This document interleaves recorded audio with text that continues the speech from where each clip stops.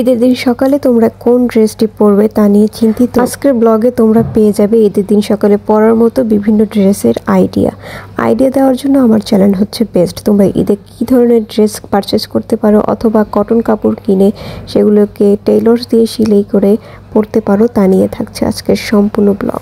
সামারের কথা মাথায় রেখে আমাদের এমন ড্রেস সিলেক্ট করতে হবে যে ড্রেসগুলো পরলে আসলেই আমাদের সুন্দর লাগবে এবং দেখতে ইউনিক লাগবে। যেহেতু সকালবেলা আমরা কোন ড্রেসটি পরবো তা নিয়ে আমরা ডিসাইড করতে পারি না অনেকেই, তাদের জন্যই আজকে স্পেশালি ভিডিওটা মেক করা।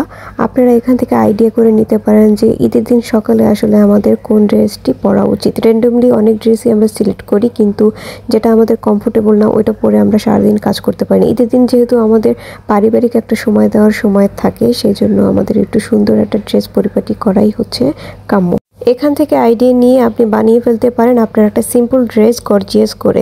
ভিডিওটি ভালো লাগলে অবশ্যই লাইক, কমেন্ট এবং শেয়ার করবেন এবং সাবস্ক্রাইব করবেন। আশা করছি আপনাদের সাথে আছি এবং ভালো ভালো ভিডিও মেক করে আপনাদেরকে প্রেজেন্ট করব।